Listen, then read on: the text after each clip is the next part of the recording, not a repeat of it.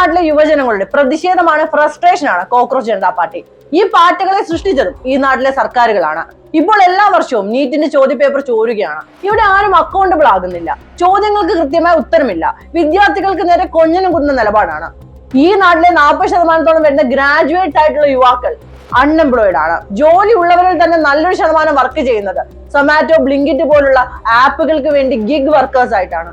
വെറും തുച്ഛമായ ശമ്പളത്തിന് വേണ്ടിയിട്ടാണ് ഈ നാട്ടിലെ യുവാക്കൾ രാവും പകലും ഇല്ലാതെ ജോലി ചെയ്യുന്നത്. ഗ്യാസിന്റെ വിലക്കയറ്റം കാരണം ജോലി ഇല്ലാതായി ഈ നാട്ടിലെ മനുഷ്യർക്ക് വേണ്ടി സംസാരിക്കാൻ ആരും ഉണ്ടായില്ല. അവർ ഫ്രസ്ട്രേറ്റഡ് ആയില്ലെങ്കിലല്ലേ അത്ഭുതമുള്ളൂ. റെയിൽവേയുടെ എക്സാമിനെതിരെ, നീറ്റിന്റെ എക്സാമിനെതിരെ ഈ നാട്ടിൽ പ്രതിഷേധങ്ങൾ നടന്നു. എന്നാൽ സർക്കാർ അവരെ കണ്ടതായി പോലും നടിച്ചില്ല. അവർക്ക് യാതൊരു ഉത്തരവും നൽകാൻ തയ്യാറായില്ല.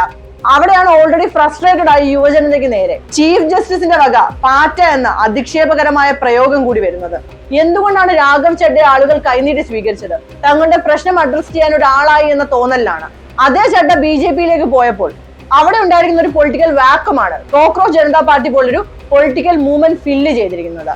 എന്ത് വാഗ്ദാനം ചെയ്തിട്ടാണ് ഒരു സർക്കാർ ഇവിടെ അധികാരത്തിൽ കയറുന്നത്? എന്ത് പ്രവർത്തനമാണ് ഇവിടുത്തെ ഒരു സർക്കാർ സംവിധാനം ഇവിടുത്തെ ജനങ്ങൾക്ക് ചെയ്തു തരേണ്ടുന്നത്? അത് കൃത്യമായി ചെയ്യുന്നില്ല എങ്കിൽ അതിനെ ചോദ്യം ചെയ്യുന്നത് കൊണ്ട് എന്താണ് തെറ്റ്? എന്നാൽ കോക്രോച്ച് ജനതാ പാർട്ടി പോലൊരു പൊളിറ്റിക്കൽ മൂവ്മെന്റ് BJP-നെ എങ്ങനെ ബാധിക്കും? അവർ BJP അധികാരത്തിൽ നിന്ന് താഴെ ഇറക്കുമോ?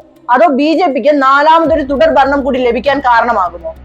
അതിനെക്കുറിച്ച് നമുക്ക് അടുത്ത വീഡിയോയിൽ സംസാരിക്കാം.